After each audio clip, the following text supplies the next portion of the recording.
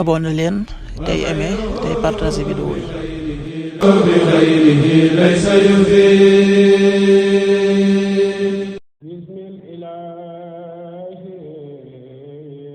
Café Touba Ndanane di café gu raxul dara set sell te wóor mooy ànd ak yéen seen arminaatu bis bi 77 120 69 95 70 781 11 71.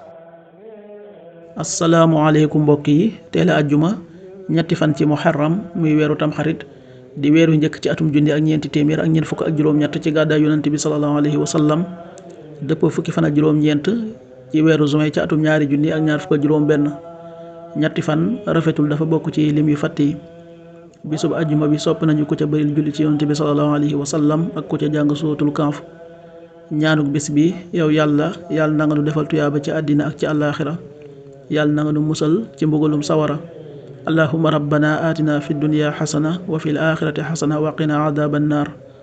allahumma rabbana atina fi dunya xasana wa fi l axirati xasana wa qina adaban naar.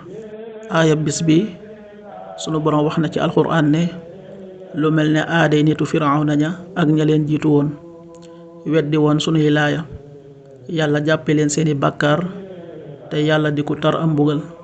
suratu ali imran aaya 1 كدأب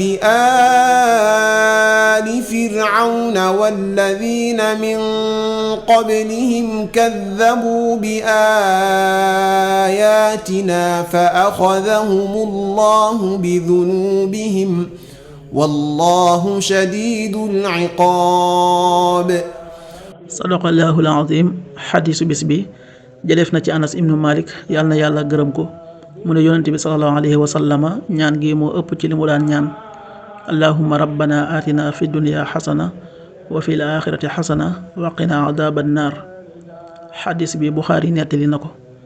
an Anas ibnu Malik radiallahu anhu qaal kaana aksaru duaa nabi sallallahu alayhi wa sallam allahumma rabbana atina fi dunya xasana wa fi l axirati xasana wa qina adaban naar. rawaahu Buxaari.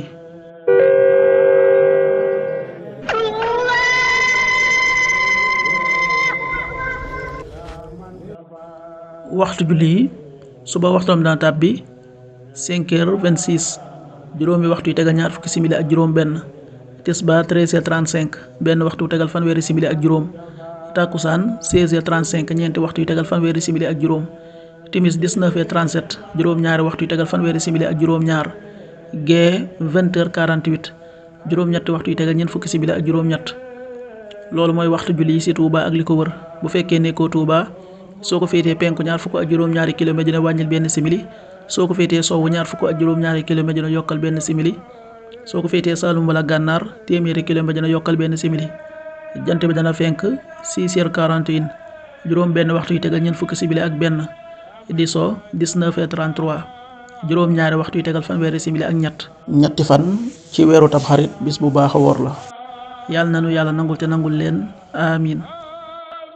Café Touba Ndanane di café gu set te sell te wóor am na juróomi xeeti café gu ànd ak jar café kese gu raxul dara ak café gu ànd ak jar ak xorom polle ak café gu ànd ak poobar ak café gu ànd ak jinjeer. képp ku ci bëgg ak foo mën a nekk ci biir réew mi ak bitim réew mën ngaa woote ci numéro yi 77 120 69 95 wala 70 781 11 71. Café Ndanane di café Touba original gu raxul dara moo doon ànd ak yéen seen arminaatu bis bi.